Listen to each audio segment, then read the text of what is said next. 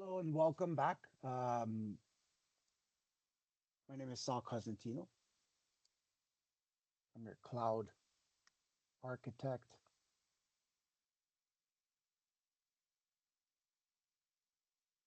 trainer, and future MCT.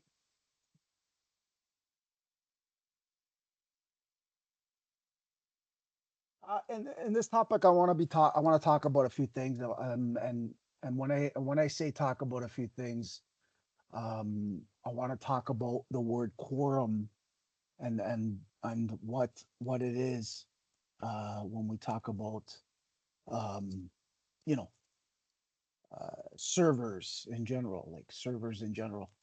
So, quorum is it's typically, let me make this a little bit easier for you, and then we'll talk about what quorum is. This is today's topic, quorum.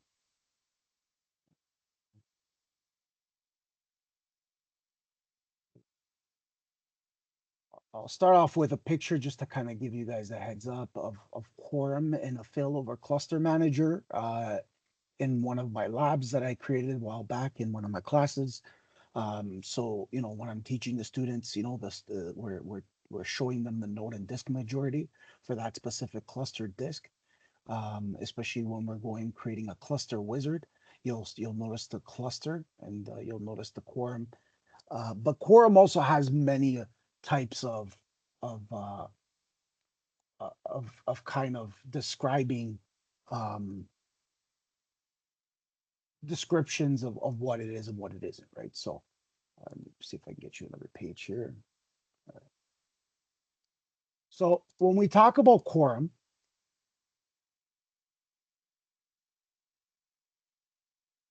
right?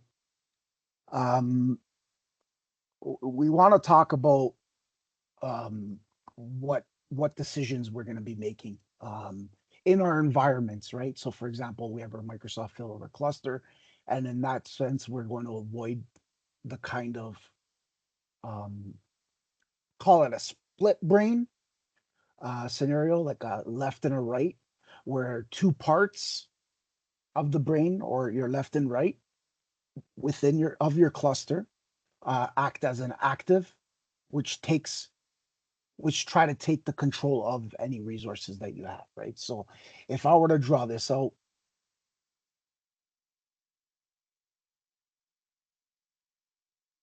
right, um, you start off, you could start off with two nodes, or we call them nodes, um, or servers itself, right? So you have your two nodes in this instance, and your two nodes sort of, well, in an instance, right? So in my instance, I have two servers here. I have SQL1 and SQL2, and I'll be going through this stuff in a little bit. I'll be setting up this machine again.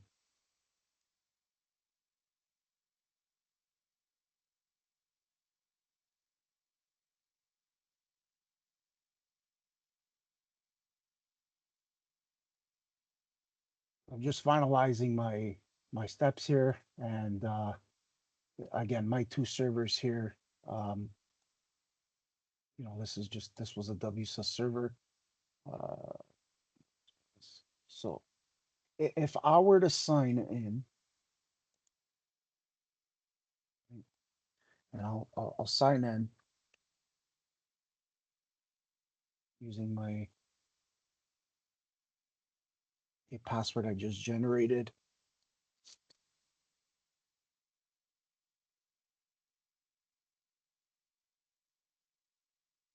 So we'll talk about that in a bit. So I have my two servers here, and my two servers are acting as failover. So what's happening here in this instance is one is active and one is passive, right?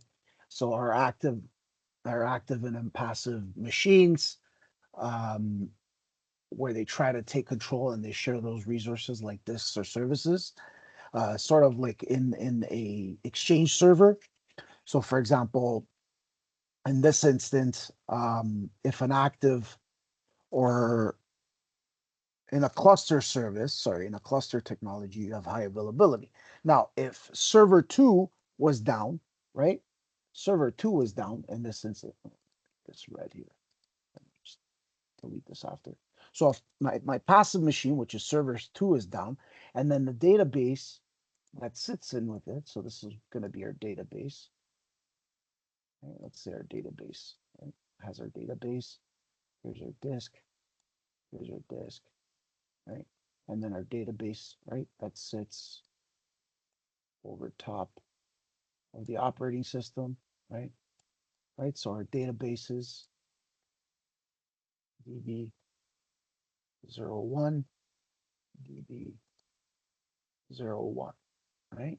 So they're both the same in this instance. Again, so if this is when we talk about quorum, it's the decision making that we're using in our environment. So is there's a failover, we need to avoid a split brain scenario, which is what we call like a left and a right. Um, and where there's two parts of that cluster, like I said, that believe they're both active.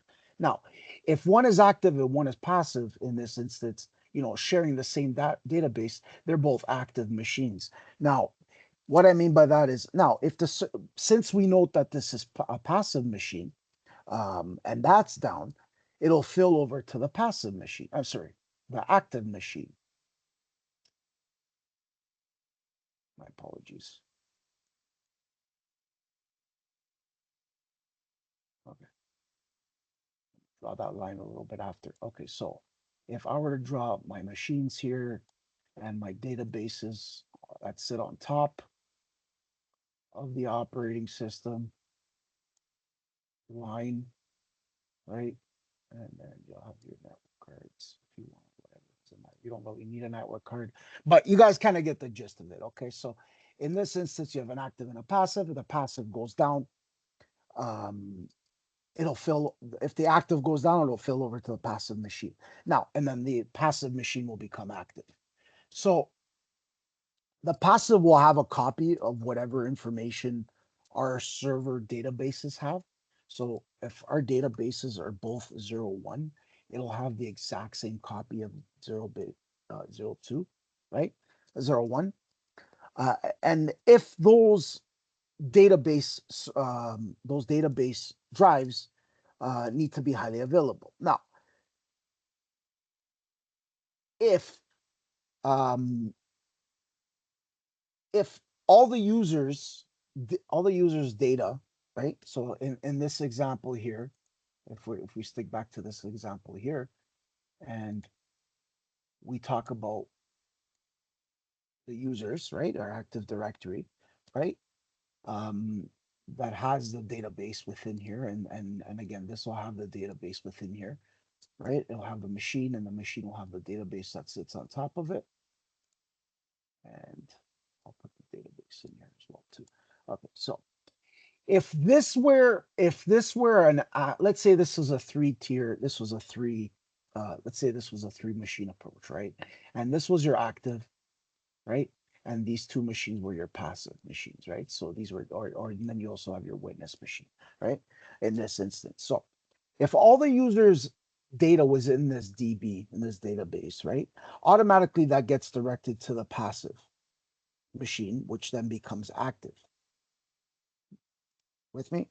If the active and witness directory, so the active here, right? Let's get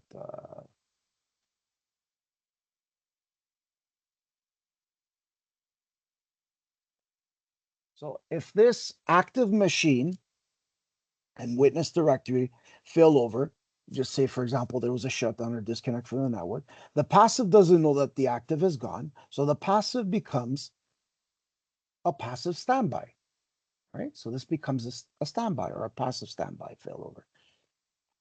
But the failover still needs to happen. So the witness directory, which is right here, this witness right here, pointing to this W here, is also not available to wake up the passive server. So what happens?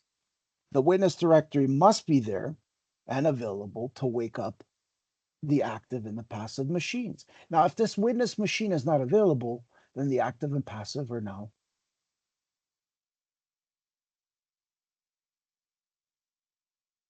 dead, which means that, in order for that witness directory or the witness machine must be there and available to wake up the active and the passive machine. And this is for high availability, right? So when we talk about quorums, we also talk about high availability. We have our failover cluster. We'll have our failover cluster. Let me see if I can make this red here. There. We'll have our failover cluster machine, right, enabled. And that feature, I'll show you where that's enabled. And then in our passive machine, we'll have our heartbeat, which sends I'm alive packets every second, right? It'll be a network card. And then that'll send I'm alive packets every second. Whereas if it doesn't have that, then our witness server won't know that it's there and won't wake up the active or passive machine. And that you're going to need for high availability. And again, like I stated, it is important to note that it must be there, and it must be there at all times. So in order for failover clustering, you need two or more machines to exist. You with me? So I'm going to copy this and kind of give you guys an idea of what that means. And again, in this quorum, you know, we're trying to understand that either if why it matters as well too, and the reason why it matters is if the cluster shuts down the services, it needs to prevent data corruption, right? So we can only ensure that this happens in one set of nodes that control at any given time. So that is important to note that if the quorum isn't maintained, we'll have to make sure that, the cluster that we're creating, right? So when you're creating the cluster in this instance, in our SQL database, um, that we'll have a note and disk majority available in case. So you'll see the two different machines here. I have SQL VM4, and just a little bit bigger, and get the arrow here so you guys can see that as well too. All right. I'm gonna make this red. I'll make this a little bit bigger for you guys because I want you guys to see um, what this is and what this is. So these are my two nodes, right? And here's my cluster, right? So I have my cluster created, right? And then I'll have my quorum, and that's automatically set. And I'll show you how to do that later. I'll show you how to do that in my in our demo in just a second. So quorum models, um, they have different types of rules and different types of majorities, and there's different types of models that we use, and the different models, um, quorum models that you should note are node majority, node and disk majority, node and file share majority, or a no majority. And that's basically your disk, right? Your disk only, we'll call it. So for example, you imagine, these are the different types of models. And again, each model, you're going to have a vote, and, quorum is maintained as long as more than half the nodes are online. So more than half, right? And again, and in the no majority, you're going to want to have at least an odd number of nodes, which is important, right? So in this instance, you can have three nodes, like this would be a node majority, right? So if the majority of servers are up, you'll have a you know, either a CPU or a RAM issue, just whatever example, right? Or, something doesn't open, or, a file doesn't open, a report doesn't open, or something in that SQL database that contains data doesn't open, or there's even a degradation of performance, right? Um, then we talk about, again, when we go, and this is actually based with this, right? So I'm gonna use this. Put this right here for you guys. It's a little bit smaller here, so that you guys understand that that's what we're talking about. So our second quorum model, which is also important, is uh, our node or disk majority, or also called vote majority. We call it vote majority,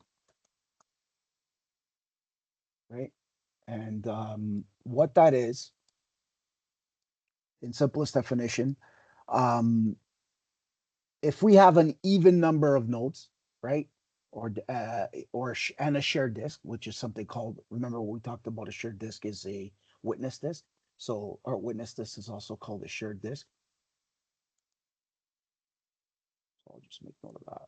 That's called a shared disk.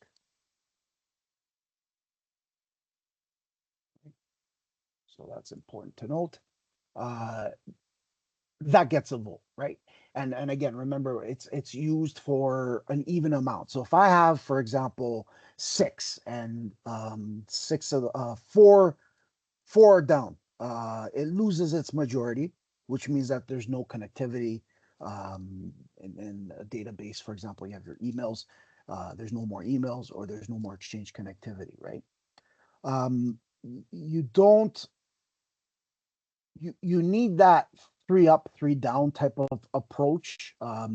If there is a three up, three down different approach, that brings a witness directory and doesn't take down the services. You're going to need that witness directory there for that specific reason. Um, in and it's also called node and file share majority. Again, that vote majority rule. If one node goes down, right, and the node majority, you'll still have that majority or exchange. Let's see if I can get my arrow here again. Okay. All right. So you'll still have that vote majority of exchange servers up, so that the mailboxes will keep connecting to that group or that DAI group if it's an email database. To all your exchange servers. So if these were all exchange servers, uh, on-premises exchange servers. So, for example, you had 2,000 users in mailbox connection, and those are being distributed or load balanced.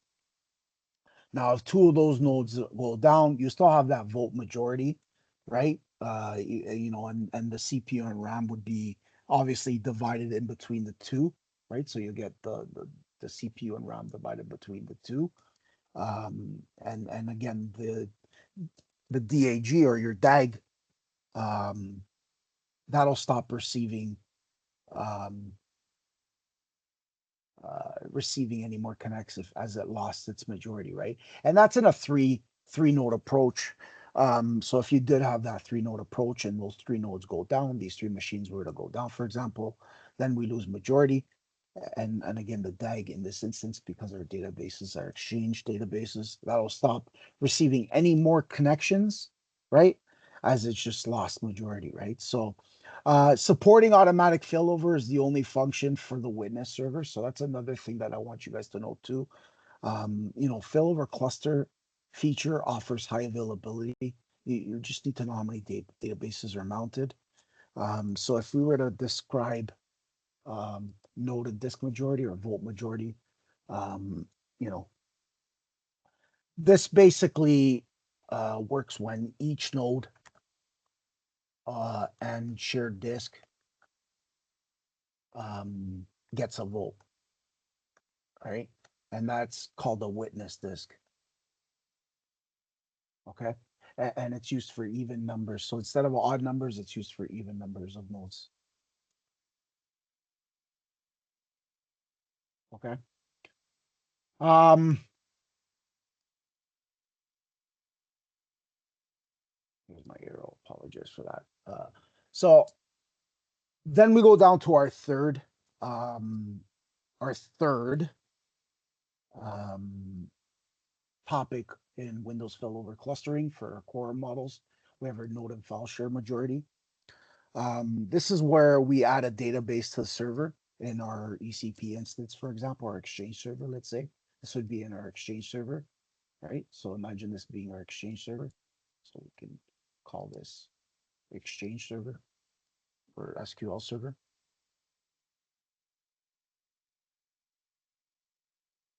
Doesn't matter what it is, right? That's got to have that feature enabled on the server, um, or just a separate feature that you can install, right? And this can also be another one, and this could be 01, right? And cut the, this could be 02. Oops. This is a good example because you'll see a lot of this in when we talk about note majority or vote majority or odd, getting that quorum into place and how that quorum works when we're talking about quorums. Um, so it is important to note that kind of information because this will come up a lot, right? And you'll hear these words a lot. So it's good to know. Right? So this is going to be our SQL server 02, right? Or 3 or whatever the case may be, right? And then this could be 3. Doesn't matter in any particular order. Doesn't matter what it is. But that's the order that we're gonna say it is, right? And I'm gonna go back and use this picture.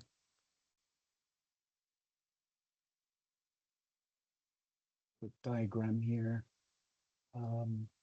Let me see if I can draw it a little bit better. I want you guys to learn um, if I can get you guys to learn a little bit. Okay. Give me 1 second. Um,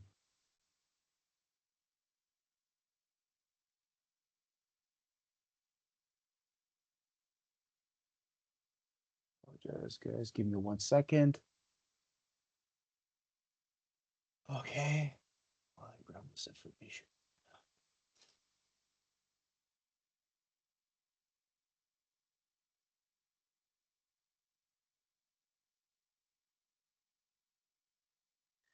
I think I have Visio installed, but I'm gonna double check. Hopefully it's installed. Let me see if I can log in. Put in my request approval. Change my password, I think. So maybe that's why it didn't work.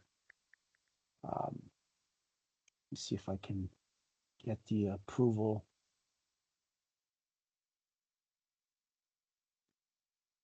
Go.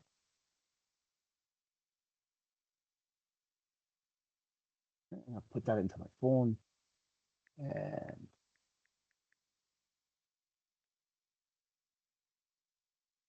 no. Move forward. All right, I'm just gonna say no.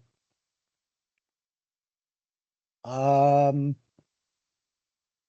I may have Visio, if I'm not mistaken. Just haven't had the opportunity.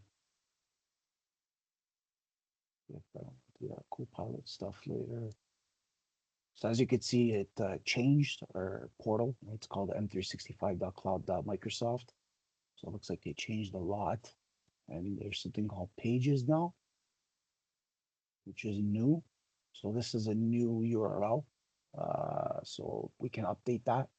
It looks like they changed it, which is kind of cool. So here it is. There's my, let me see if I can, do I have a license? Do I need a license? Is it part of my license? Let's check. Let's just do this. Okay.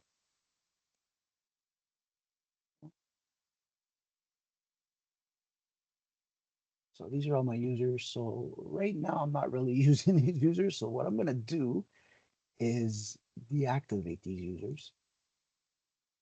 Right. Yeah. I don't need them. I think those part of another project. So I'm just going to show, you don't need them, right? So these are just users. They're disabled users that shouldn't be there. And I will go here, remove this, and manage the license there, and then unassign all. So this is how I bulk unassign it. So I'm unassigning it to 18 users. So you guys kind of get to see that a little bit too, which is kind of cool.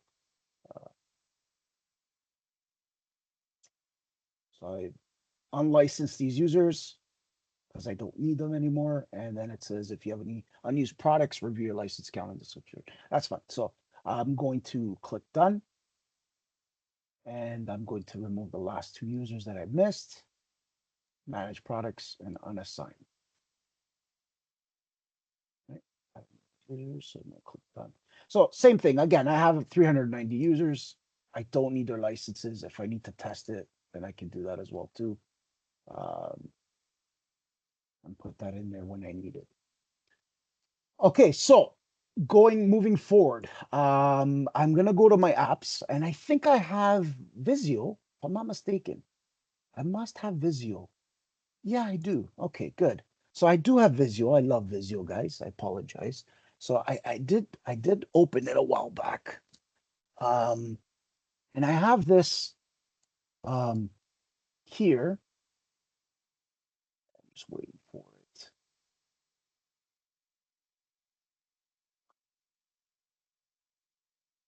Just give it 1 second.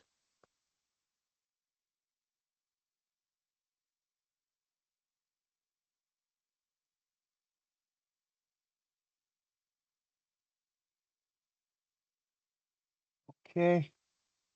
And I should be able to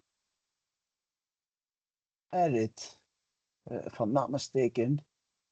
Yeah, there we go. So here's my docs. They again, it's been a while since I used it, but um similar to,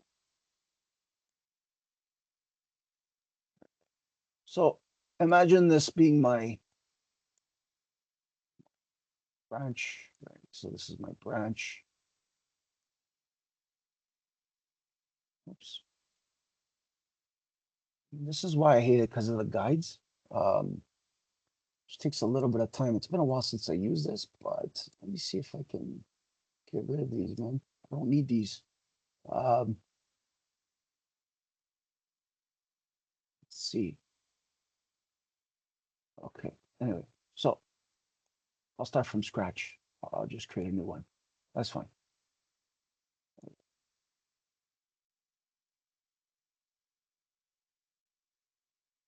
All right. I'm back in action. All right. So here's my branch. Here's my computer. Right. I'm gonna bring it to the front. Right. So that's my server. Right. Okay.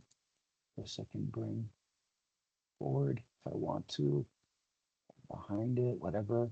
Right. And I can um,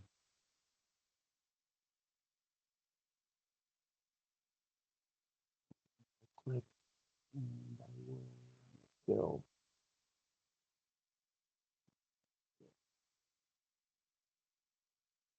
All right, there we go. So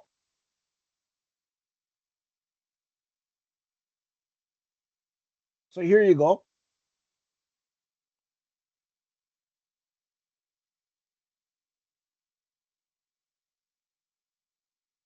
I have my three machines here. Actually, what I'm going to do is I'm just going to go like this. That over there as a guide here.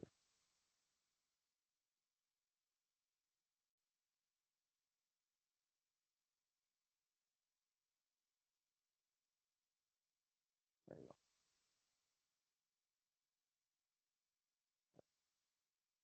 go. Delete.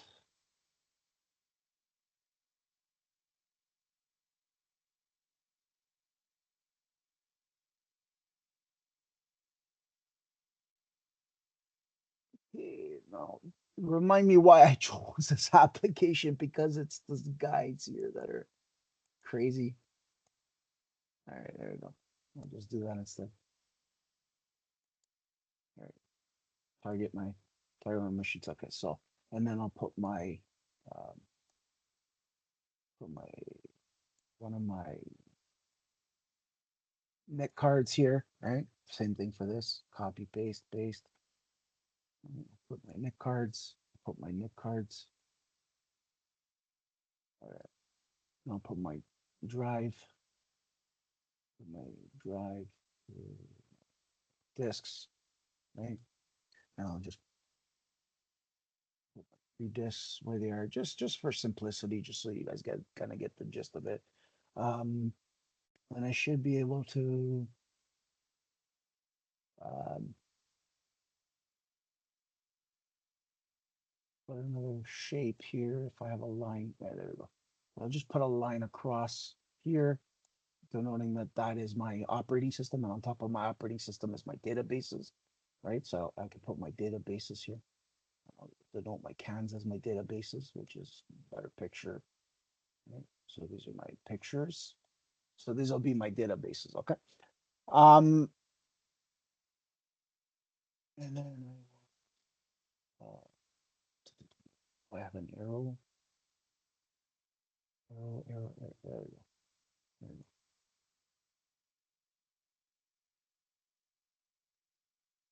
go. So again, these are my three machines here that I've created. And I should be able not to make this a little bit bigger for you guys. And zoom in. Okay. All right. So you guys kind of get the gist of things. All right. It's going to be red.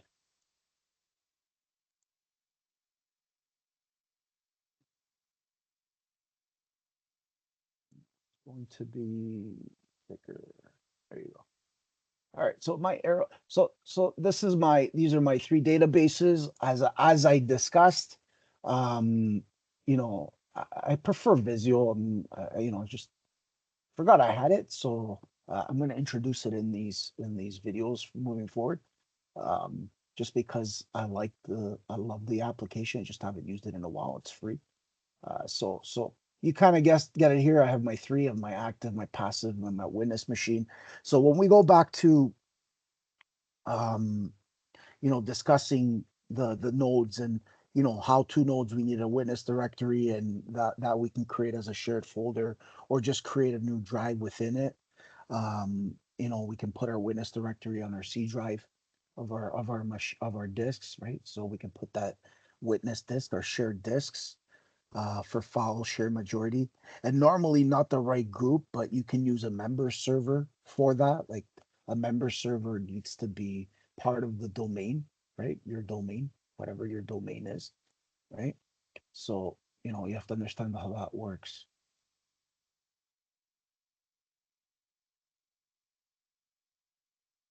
Okay. Um, Another thing I want to discuss in a quorum before I get to the lab is again, when you have that, we have to go back to our discussion here of node and file majority. We know that node and file majority is where each node um, and a file share witness, it's called,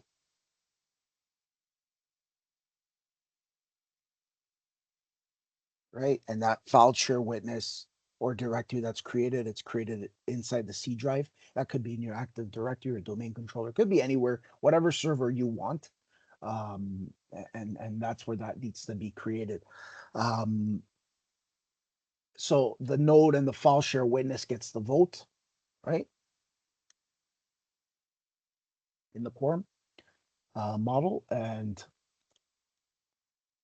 we also talk about how useful the disk witness is in a multi-site cluster. We can use that in a multi-site cluster. Used, we call it a multi-site cluster. Um,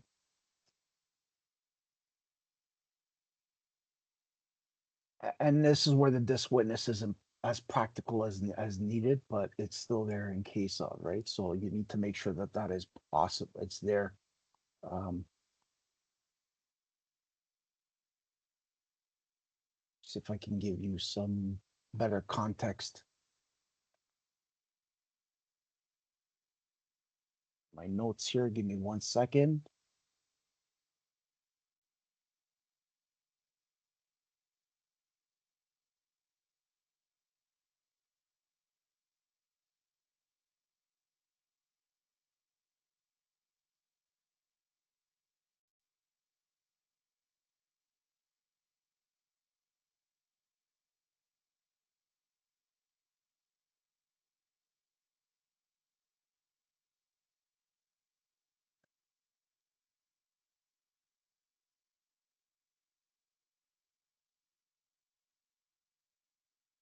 Right. When we talk about, okay, all right, so the way Microsoft describes it, um, put a multi-site cluster. All right, so typically in a node and file share majority, your quorum configuration, obviously, like we said, is a role or feature in server manager in your server. In this type of model, or in this model that we're talking about, each cluster gets the vote. So if we were to go back to our picture here, right? Our picture, go back to our picture, our newly designed picture. Um, our Each cluster gets your vote, right? So you get a vote, you get a vote, you get a vote, right? So you get either one, it doesn't matter how many nodes you have, but you get a vote. Each cluster gets the vote. Now, the file share witness is obviously configured um, in the shared folder. That also gets a vote, right? So it's typically good or used, from what I know, in a multi-site cluster, when it's geographically dispersed. Okay, and that's important to note. Actually, let's go back to geographically dispersed. It's the word that I like to use.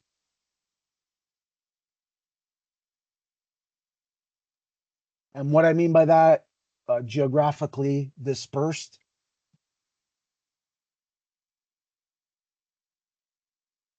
where we're using a shared disk, right, for the quorum.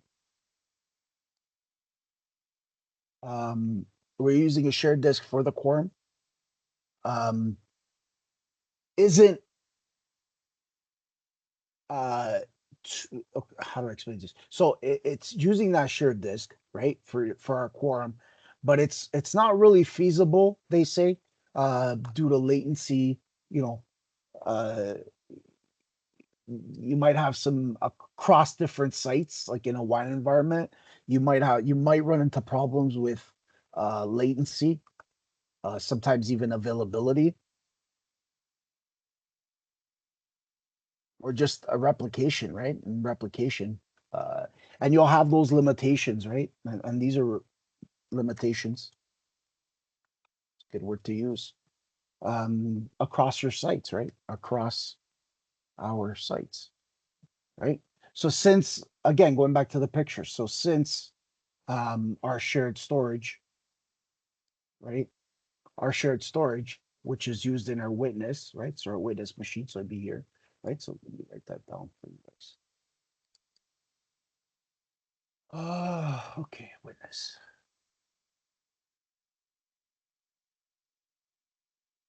Awesome. And we know that that's active, right? So we just know that that's active as well too.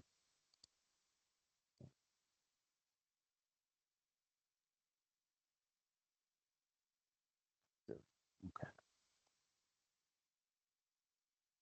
Passive also means standby. You'll hear that a lot too. So just in case you hear those words, you'll hear that as well too. Um, so in our disk witness quorum, right? Our disk, we need that high speed, that low latency connectivity.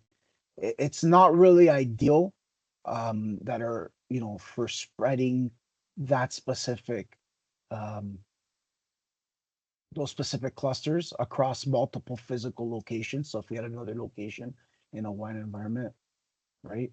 Um, it wouldn't work. So if this was another environment here, so this was environment one, environment two, right? So that's spread across between the two sites, right?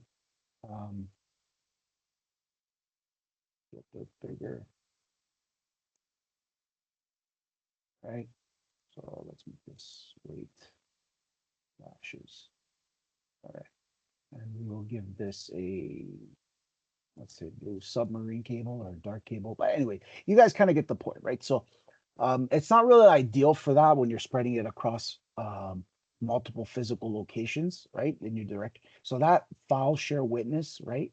You can have it basically act as a lightweight tiebreaker, kind of like it'll be our tiebreaker, which will help our cluster maintain the quorum without having to, without needing shared storage, right? And that can reside at a third site or even in the cloud, even in our cloud environments too, if we wanted, right? Let's see if I can get you a cloud here.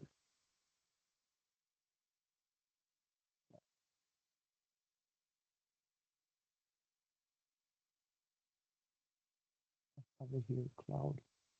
Do I need to look for it? No, I don't have it added yet, so I'm just going to just pick a cloud, any cloud. And we'll call this the cloud. That's the cloud call out. We can use Azure's. Yeah, we can use Azure's. Oh no, it's for plan two. I forgot. Okay. Anyway, you guys kind of get the understanding of how that works. So that's good. I can use that as well too, um, which is what I wanted to do. But I gotta add the plan two license. See if I can have plan two license. I'll show you guys how to do that. Um, plan two.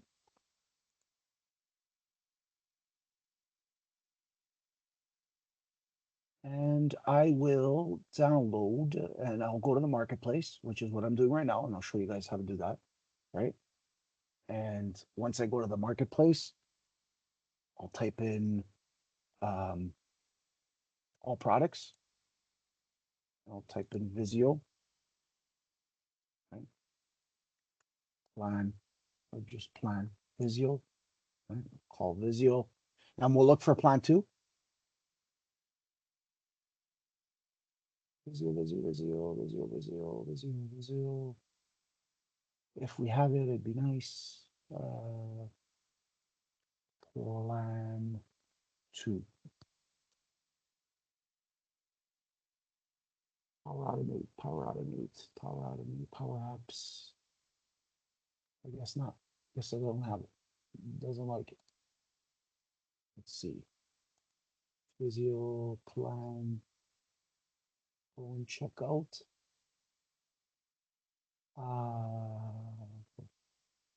No, I guess it doesn't have it here. But anyways, you guys kind of get the understanding of how that works. You would go to the marketplace and get plan two. So I'm going to use this call out for now, right? And I will bring this picture. Okay, I will bring it down here. So you guys understand what's going on so far? All right, so that's what's going on so far, right? And it can reside here as well too, so it doesn't really matter, or even in the cloud or any site. And that'll act. Our witness might act. Our witness here, right? So we can bring our whole witness machine technically wherever you want, right? It can be virtualized, right? So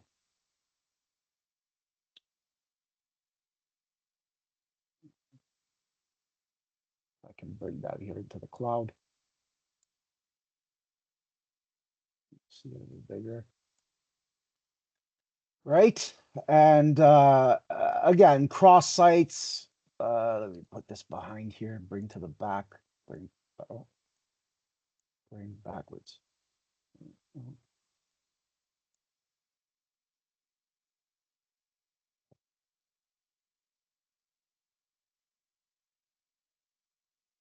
Bring this to the front. There you go. Right. So you guys understand where that picture is coming from. And again, this witness server can obviously um, you know, be there, but not recommended. But again, it's there for specific reasons, right? And then our last one is our no majority, which is just our disk only, and that's where the the shared disks. The shared disk is just our single point of truth, right?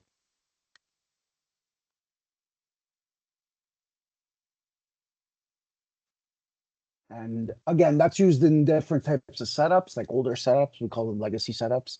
And um, there, the only thing with this is not recommended for SPOF reasons. And then that's common, right? So even imagine this scenario: you have a 4 node cluster, you call it your 4 nodes or 3 node cluster in this instance. If you had a 4 node cluster and if quorum is node majority, then at least 3 of them must be online, or 3 nodes for quorum. And if 2 or few nodes are online, then cluster services will stop. And again, remember what we talked about, split brain. We want to avoid that in quorum decision making in clustered environments. So I'm going to end this video for today. I want to thank you for your time. Remember, plan 2 is way to go if you want to use this. And I will put this in the notes. And I will talk to you soon. Thanks, guys.